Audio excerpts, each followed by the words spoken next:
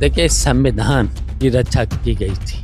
Court के आदेश का पालन हुआ था। कोर्ट के आदेश का पालन हुआ था। ये तो झूठ बोलते हैं।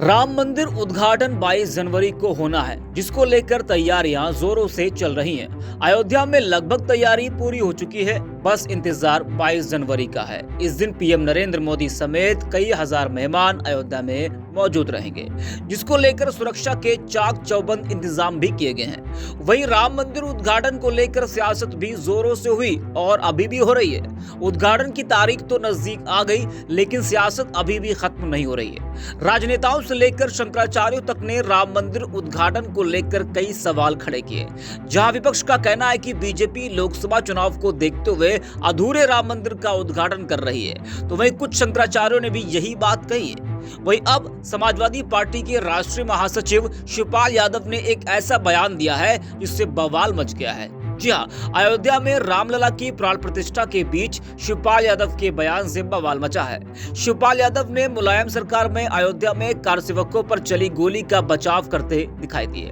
उन्होंने कहा कि राम भक्त हिंसा कर रहे थे, इसलिए संविधान की रक्षा के लिए गोली चलवानी पड़ी।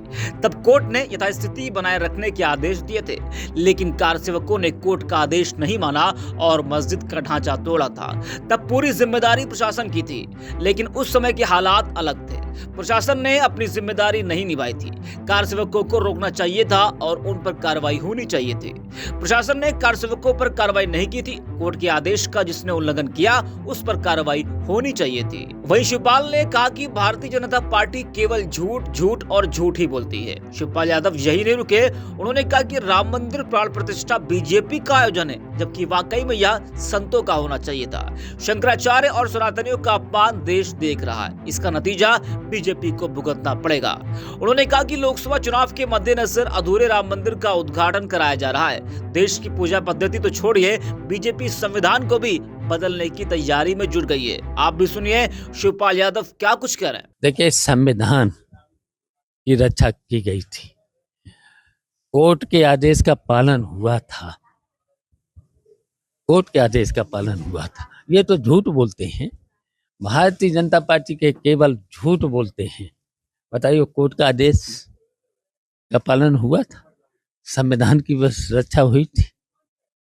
जबरदस्ती वहां पर जब कोर्ट का स्टे था, यथास्थिति बनाए रखने थी, तो बताओ वहां पर जो विवादित ढांचा था, जो बाबरी मस्जिद थी, तो बताओ उस पर जब इन लोगों ने तोड़ा था, तो वहाँ के प्रशासन की जिम्मेदारी थी इस कोर्ट के अनुसार यथास्थिति बनाए रखनी थी। तो किसने उस पर तो संविधान के उल्लंघन किया था?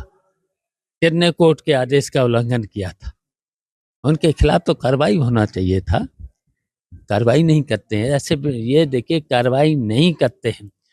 तो शिवपाल को सुना आपने, उनके इसी बयान पर अब घमासान मचा है। आपको बता दें कि इससे पहले सपा नेता स्वामी प्रसाद मौर्य ने भी कारसेवकों पर 1990 में हुई फायरिंग की घटना को जायज बताया था। स्वामी प्रसाद मौर्य ने कहा था कि तत्कालीन सरकार ने अपना कर्तव्य निभाया था। उन्होंने कहा था कि जिस समय अयोध्या में यह घटना घटी थी, वहाँ पर बिना किसी न्यायपालिका या प्रशासनिक के आदेश के अराजक तत्वों ने तोड़फोड़ की थी। वहीं शिवपाल यादव के इस बयान पर यूपी बीजेपी ने एक्स पर पोस्ट कर हमला किया है।